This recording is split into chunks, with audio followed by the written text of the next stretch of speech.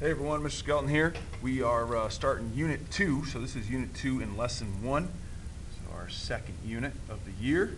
And we're going to get into some different things here in geometry. And today we're going to talk about inductive reasoning.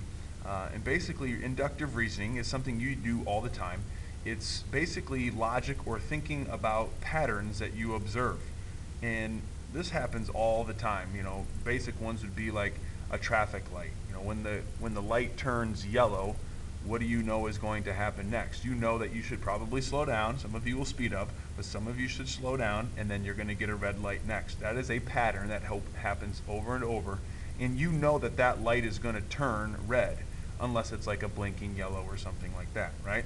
So there's a lot of patterns that we observe every day in life. This happens quite often, and so that's what inductive reasoning is, and you can see that definition right at the top. A conjecture is a conclusion that you have reached based on your thinking. So a conjecture would be the the traffic light will turn red after a yellow. That would be a conjecture. You see the pattern, you see it over and over again, you make a conjecture. Now a counterexample is what it is. A lot of you know what that means, but it's basically an example showing that something is false. And we'll get into that here in a little bit. So we just have some basic problems to start with, just some patterns, and I'm going to do the first few with you and have you try some. So the first one says look for a pattern, then find the next two terms in the sequence. So we go 45 to 40 to 35 to 30. Obviously, I'm going to make a conjecture. My conjecture is that these are decreasing by 5. So we'd be at 25 and then 20. Down here with this picture, we have a square, and then we're drawing a square within the square. But if you notice, we're kind of taking the middle, like pretend they're like midpoints there, okay? And we're kind of drawing and connecting those midpoints, and so we draw another set of midpoints there. So the next one would be a square, and then we're going to go to the midpoints on all sides, and then we're going to do it again. All right, and so that looks like this one. Then we got to do it one more time. So there's the first one, and I'm going to leave the second one for your own imagination just because I'm running out of space. I guess I'll do it real quick. There, connecting. You're basically just connecting midpoints. So that one looks like the previous one. I got to go one more time.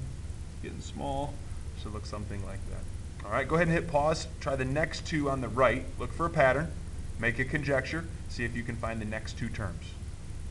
All right, we're back at it here. So the first one is 1, 4, 9, 16, 25. I recognize those as perfect squares. 1 squared, 2 squared, 3 squared is 9, 4 squared is 16, 25 squared, or 5 squared is 25. So I'm going to have 36, which is 6 times 6, and then 49, which is 7 times 7.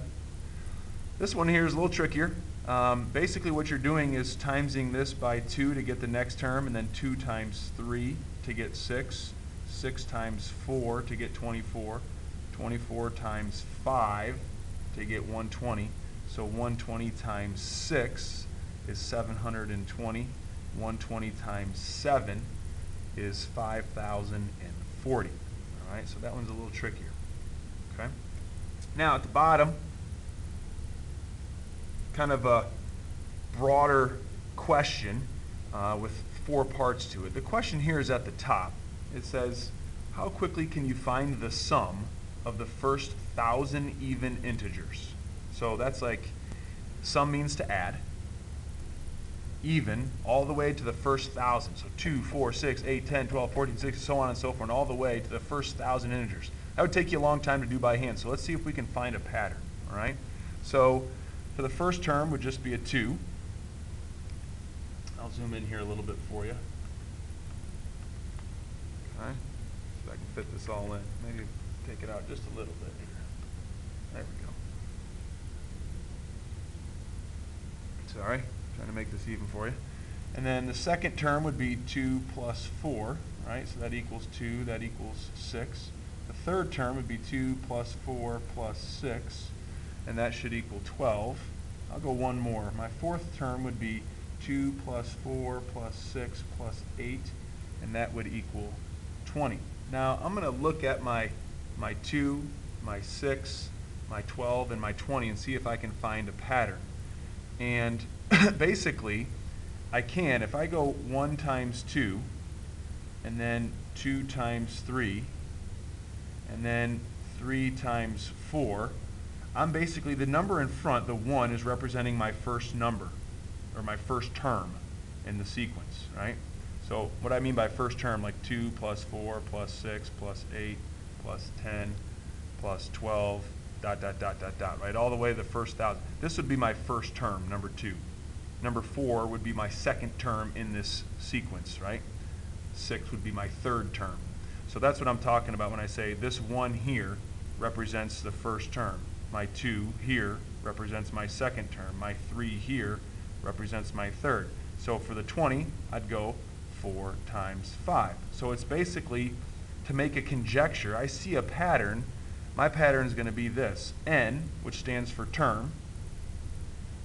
So I'm just going to say my term number. So my term number times my term number plus 1. So in other words, if I wanted to find the fifth term, so basically what comes after 20, instead of writing 2 plus 4 plus 6 plus 8 plus 10, let's see if I can do this. Plug in a 5 here times 5 plus 1. So 5 times 6 would be 30. So I know my fifth term would be 30. And I know part C says test your conjecture. I kind of did that right there, which is basically what I did, is make a test. So my conjecture would technically be this right here, and then I test it right next to it, which I should have done in part C. All right, and then for part D it says write an expression of the first terms, or the first terms of positive integers. So that would be our n plus 1. And then if you actually wanted to find the original question, the first 1,000 terms, it'd be 1,000, right? And then 1,000 plus 1. And if you put that in your calculator, it's a big number. Something like that. All right, 1,001,000. Okay? All right, over on the back side, I want you to hit pause and see if you can try this, and then I will try parts A, B, and C, and then I'll check back with you.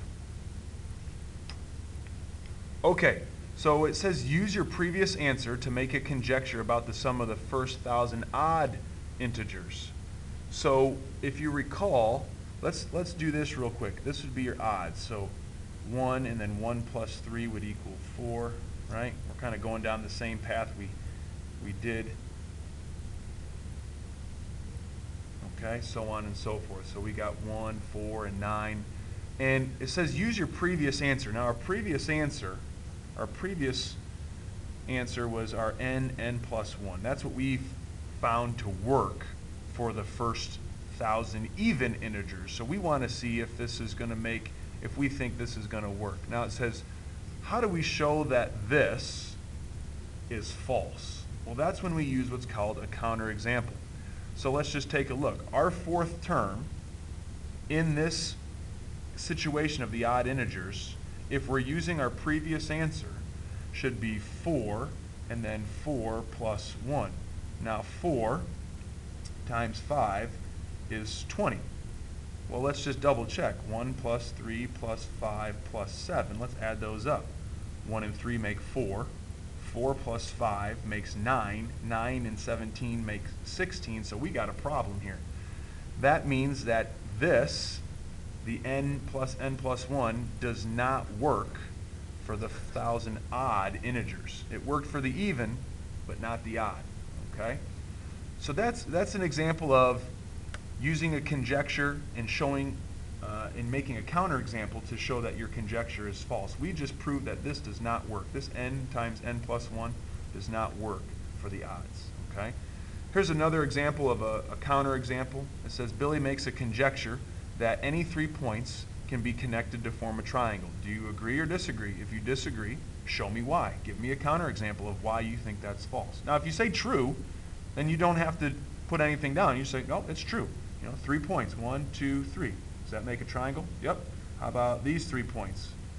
Yep. How about, I'll make this one over here and make this one here. Do those make a triangle? Yep. So right now, based on those 3 examples, it looks like true. But it says any 3 points can be connected to form a triangle. How about these 3? Those 3 points just made a line, right? All you need is 2 points to make a line, but remember, a line is just a bunch of small points. So here is a counterexample to show why I would disagree with Billy's conjecture that that's false, okay? It's kind of short notes today, but again, a lot of it's just thinking, and we do a lot of this logical thinking and reasoning in our everyday life.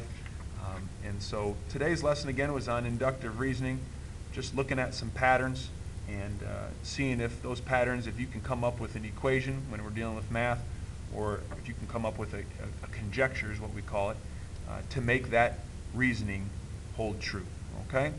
If you have any questions over anything, we can go over it in class, and I wish you the best of success on the classwork related to inductive reasoning. Take care.